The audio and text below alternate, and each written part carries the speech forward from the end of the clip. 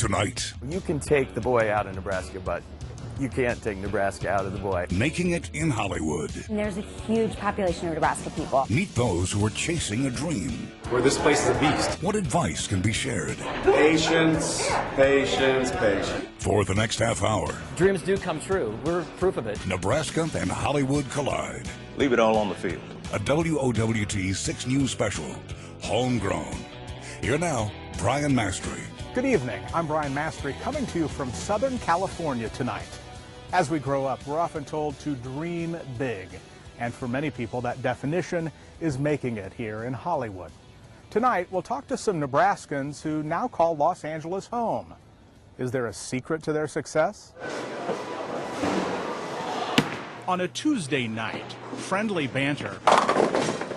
I feel like we're about to get hustled. Sounds like a conversation at any metro bowling alley. You want to knock over the pins? A place where the winner gets bragging rights and a Creighton Blue Jay souvenir. I'm serious. Whoever has top score gets the bobblehead if they want it. Can I get some? Some up top?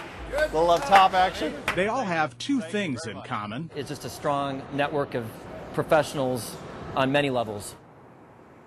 They went to the same high school and now work in the same industry, in the same town. We don't have titles, per se, but I would, if you were using I'm the leader of the group. I'm one of the guys who founded the group. Good job, Tom. It's called Hollywood Prep. Their careers center on Hollywood, the entertainment industry. It's where they live and where they are bowling tonight, downtown Los Angeles. The prep comes from where they grew up, Creighton Prep in Omaha. Bob Wiltfong, class of '88. These are brand new to the wardrobe. They debuted the shirts for our camera. This is my high school pep rally character name, Crazy Bob. And '88 is the year I graduated from prep. So you do the math, you figure out how old I am. Bob Wiltfong didn't go straight to Hollywood after graduating. He began a career in local TV news and gave it up to do comedy. 6 months after 9/11, I decided to quit TV news, take the leap, and pursue the dream of acting in comedy, which is basically unemployment. Let's be honest. It's basically unemployment, interrupted periodically by jobs. So I did that in 2002, got fortunate to hit some credits that kind of made me in the comedy world. And the work is awesome. The hustle is the hard part with this job. Big credits people know me from is I did some bits on The Chappelle Show, which then helped lead to a year as a correspondent on The Daily Show with Jon Stewart. When your home, auto, and life insurance... And then the other big credit that people recognize me from periodically, less so now, is as the world's greatest spokesperson in the world for Nationwide Insurance and TV commercials. I might be one of the oldest members of Hollywood Prep. Frank Meerwald graduated from Creighton Prep in 1968. Hollywood Prep seems to have gotten me, back in contact with a lot of people from Prep. Hey! Oh! When I was at Prep, I thought I wanted to be an actor. Here he is during a Prep production of A Christmas Carol, aired live on WWT in 1965. I did get to point in A Christmas Carol. His post-production TV credits range from Benson to 2.5 Men to this new series on Amazon, Just Add Magic. This cookbook is at least 500 years old. Basically handle everything after it leaves the stage, it comes to me. Even though he's behind the camera, Frank Meerwald found his sweet spot. But I've never had an 8-hour day in this business. It's 12 to 14 hours a day. The deal is I love what I do. That's the most important thing. That's why I put in these hours. So I could have put up the kid bumpers on any of us. And I almost did it. Just to be a goof. To me, right now, it feels like you kind of have to be, a jack of all trades, master of none. You got to have your hand in everything, just because it seems like there's no more specialists anymore. Timmy Tamasia graduated from Prep in 1995. He went to Marquette University, then New York and Chicago, before becoming an improv teacher in Santa Monica, California. He's quick to point out he's a much better writer and actor than both. I think there's a misconception about what success is in the entertainment business, and if you're not, in movie theaters or some YouTube star, then you may not be successful, or on Broadway. So, yeah, I feel pretty good about what I've done.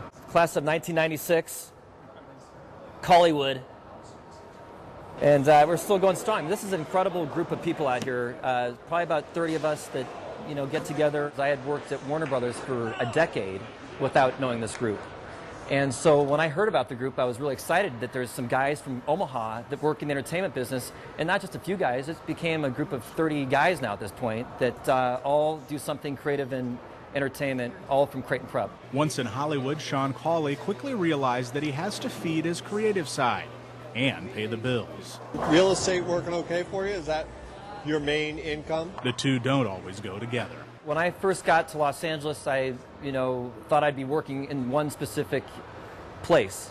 And I found over time that you actually have to wear many different hats to find a way to make your creative dreams come alive. So for me, it's music, screenwriting, and making films, in addition to selling real estate. So you do a little bit of this, a little bit of that to make things happen. You think it's everyone's got it made. You've come out to Los Angeles and you're making movies or making entertainment. You're working with celebrities. It's very sexy. And truthfully, it is a sexy business to be involved in. But at the end of the day, I think you really have got to be somebody who's just going to be pushing and pushing to do more and more. I do shows at the Groundlings in Los Angeles. Scott Biener graduated from prep in 1991. He came to Hollywood 9 years later. I think there's people that are quick enough in real life that they sort of get their yayas just making people laugh in life. And so they don't have the impulse to get up on stage and do improv comedy. And then I think there's people that often in life feel like, oh, I could have said that if I would, darn it. And so they're all pent up and they're dying to get on stage and do improv. And I'm probably one of those people more than the guy that says funny stuff in real life all the time. What should I do? Start looking like a rocker. Okay, all right, give me a chance, guys. This can't be my last night in the band. Along the way, he's acted in a number of TV shows and commercials. With commercials, it's sometimes you don't hear people say like, oh, brilliant work, but I mean, everyone knows, hey, it's a paycheck, you got a job. That's the name of the game. We asked, any advice to pass along to future graduates? Don't do it if you aren't dying to do it, because it's hard. But I remember when I was high school age asking my dad if he thought it was possible to make a living as an actor. And I remember he said he thought it seemed like the kind of thing where you needed to be willing to be poor for a long time. And you do. but doing it, having pursued it this long, I can tell you, just don't quit, because everybody quits. And if everybody quits and you don't quit, eventually you get the job.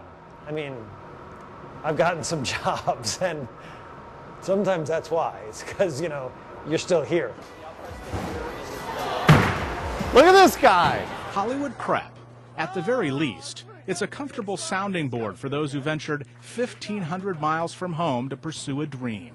Well, you never make it. That's just it. You never fully make it because you always want more. I think if you are out here as an entrepreneur in Los Angeles, you are always striving for more. And I got to tell you, this is exactly why this group exists, because we're all pushing each other to just be our very best. Yes and no, I've made it. Yes, I've hit with some credits that most people would say, okay, you made it. Like, I became a known quantity in Hollywood to a certain degree. I have a brand. I got paid enough that I made a living for a while as just nothing more than an actor. And as an actor, that is success. So I've had that twice in my career. Most people are lucky to get once. That's how hard it is. So yes, I've made it in a way, but on the other hand, I haven't made it because I just took a job as a barista at Starbucks, Brian. That's where I'm at. So, I'm just trying to make ends meet. I am trying to position myself so I don't have to take the bobblehead home. And he didn't.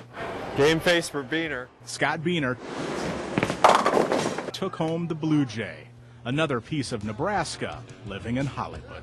Coming up, how working in Hollywood doesn't necessarily mean you have to live here. There's two misconceptions that I always tell people when I talk to them. Plus, an Omaha man who spent a lot of time in the living rooms of college football fans this season. Hello, America. Larry Culpepper. How a West Side graduate's first name I was the worst waitress ever. played a role in landing a weekly TV show. A friend from Nebraska told me about it. And an inside look at one group helping generations of Nebraskans get a foot in the door of Hollywood. When Homegrown, a WOWT 6 News special, returns.